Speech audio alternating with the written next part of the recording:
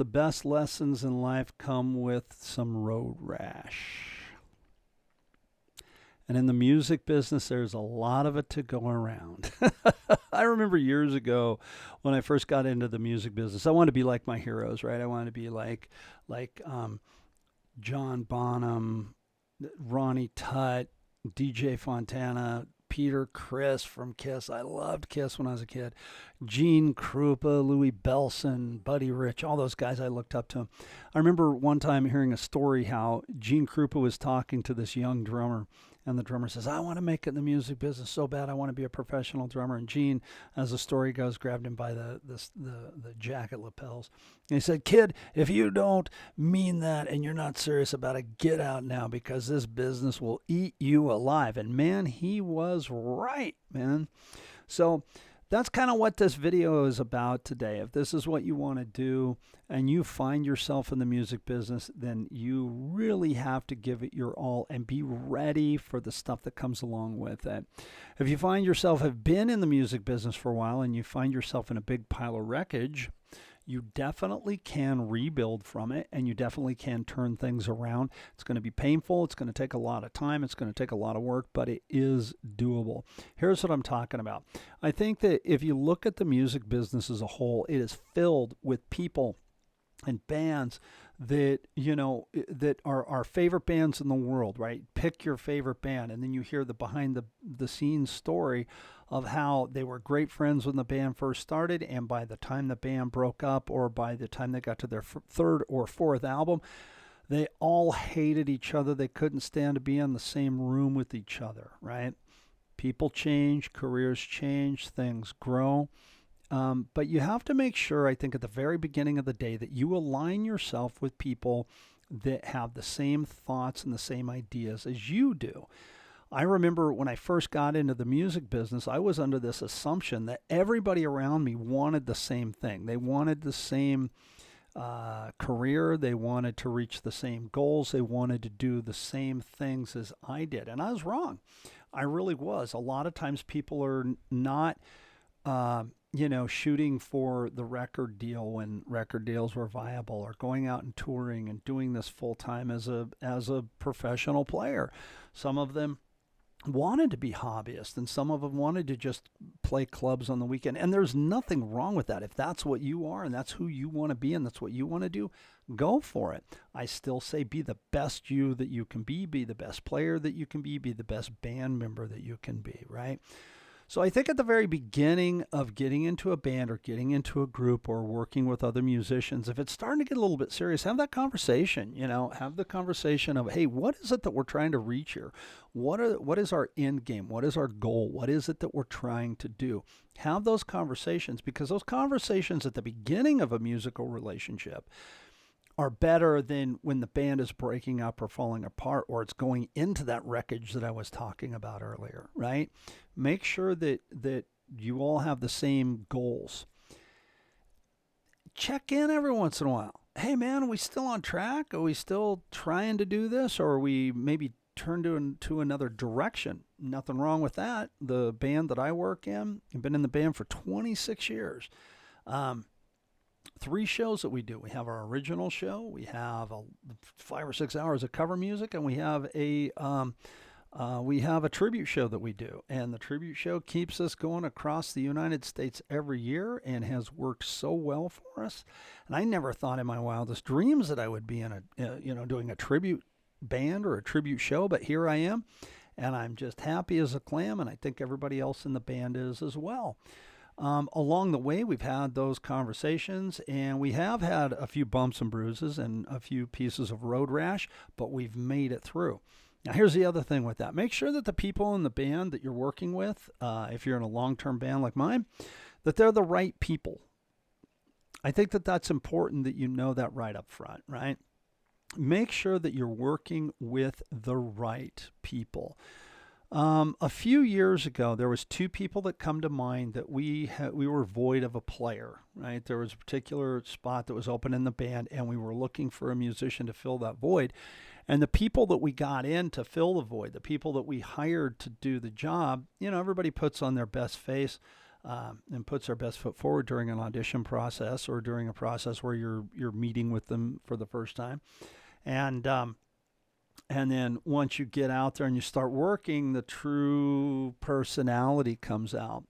So be really aware. Listen to the people around you and be aware of your spider senses. One of the players that we got in right at the very get-go, when we said that we were going with this person, we had some people around us saying, hey, man, really be careful. This person has a reputation for this. And, well, sure enough, within 6, 7 shows, that all came out, and we were warned and didn't see it coming. Didn't work out. The person stuck around for maybe 4 or 5 months, and then they bailed, and it all, in the end, we were thankful for that, and it all worked out. We had another person that was in the band for a while. They auditioned, and a couple of the people in the band, their spider senses, kind of stood up and said, I don't know if this is the right person, but a couple other people in the band were like, no, that's our person. Okay, fine. And so we went with it, and the leader was fine with it, of the group. He said, yeah, let's go with it. Well, sure enough, that person got in the band, and maybe the people with the spider senses up were right, because it just didn't work out. They were a fine player and an okay person, personality-wise, it didn't work out. Playing-wise, same thing. They were good, but they weren't where we wanted them to be or needed them to be. So I'll just leave it at that. So, again, they went by their way, and no harm, no foul. It's all worked itself out. But again, pay attention to the spider senses, because now the title of the video is The Wreckage Left Behind, but that leaves wreckage, right? That leaves a void of a player. You got gigs on the books, you got stuff coming up, and now you have a void of player. Whereas if you would have maybe auditioned a few more people or tried a few more things out, maybe you wouldn't have that problem. I don't know. You never know in a situation like that sometimes, because you don't know until you start working with the person whether or not they're going to work out. Be true to yourself, but at the same time be able to be pliable, and believe in yourself. A number of years ago, we were working with an amazing record producer, just one of the best in the business. And I went into this first album that we did with this person like really confident, and it was apparent right away that I wasn't ready. I thought I'd earned my stripes, but I hadn't. And so I had to really dig down deep. And believe me, for me, that was a mental wreckage, right? That was just this wreckage that just like, I thought I so thought I was ready, man. I was like ready to go in and do this album. And we had a 3-album deal. By the time we got to the 3rd album, the 2nd album, really, I was prepared, man. I just went to work.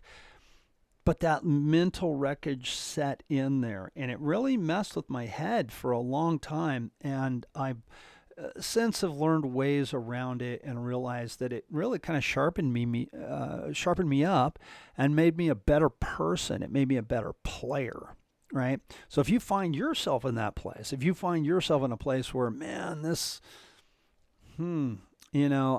person, I did a video called "Does the Record Producer Hate Me?" So if you're finding yourself going, "Oh my God, the record producer hates me," no, the record producer is probably just asking of you something that either you didn't hear, or maybe you're just having to really reach down deep inside to pull it out of you. That's not wreckage. That's making you a better you. Man sharpens man like steel sharpens steel. So don't let that mental wreckage set in. And then last but not least, and this is one that's really personal to me, and I'm pretty vulnerable about it when I talk about it, and that is alcoholism. Don't fall into that trap, right? I come from a long line on both sides of my family of people who are alcoholics, and that in and of itself will leave a trail of wreckage behind you that will take a lifetime to clean up, right? And it's painful and it's hard, and you hurt yourself, you hurt the people around you, and it's not a good thing, man. I mean, again, look at the music business. Look at the stories of people in the music business who were, as Aerosmith used to say, we were drug addicts dabbling in music, right? Well, I never had any problem with drugs, but that kind of goes into that same thing: drug addiction, alcoholism. All of these things fall into the music business like you cannot believe. You have to learn to, if you are an alcoholic, there's a lot of help out there for you. If you're not and you can keep a lid on it, cool. But I'm here to tell you, nobody wants to deal with the hungover drummer at sound check. Nobody wants to deal with the hungover drummer the morning after the gig that has to go downstairs and get a Bloody Mary just to get the day going. So if you find yourself in that position, man, really check yourself. Really make sure that you seek help. You don't want your career to be ended or derailed by alcoholism, by partying, by drugs. I have seen so many people who are incredibly talented, like phenomenally talented musicians, go down that road, myself being one of them. Not saying I'm phenomenally talented, but I'm good at what I do. But I drank way too much, right? And when it hit me hard. They call it rock bottom for a reason. Thank God I've been able to rebuild, right? But I've watched in my own life, it has ruined relationships. It has ruined friendships. It has destroyed musicians, just absolutely destroyed them. So let's go back to what I was saying at the beginning of the video. I got into the music business because I loved drumming. I got into the music business because I absolutely loved watching Ronnie Tutt play drums on Elvis Presley's Aloha from Hawaii concert special. I saw him playing drums behind this big blue sparkle Ludwig drum set, and I went, that's what I got to do. That's what I want to do for the rest of my life. And I've been able to do it. But being the rock and roll party guy, man, it just hit me like a sledgehammer and almost destroyed my life. Don't be that person. I'm not preaching at anybody. I won't preach at you, but I will say, don't be that person. And if you need help, get it.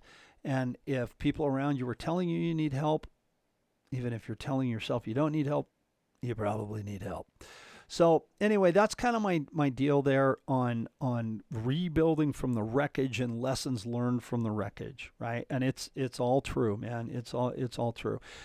Listen, if you have questions or you need some business coaching, some music business coaching, please reach out to me on my website, bartrobley.com. These subjects and many more like it are covered in my new book, Drum Up Your Business. Drum is an acronym for determination, relationships, understanding, and mentorship.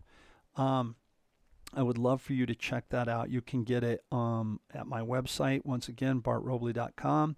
If you want the digital version, you can get it at hudsonmusic.com. I just did this commercial yesterday. Today is, what is the date today? Today, it's Veterans Day. Thank you from the bottom of my heart to all of you veterans out there. My grandfather was a veteran of World War II. Thank you to all the veterans out there. That's what I was saying. November 11th, yesterday, I got a email from Hudson Music. I am so glad to be on Hudson Music with all of my heroes.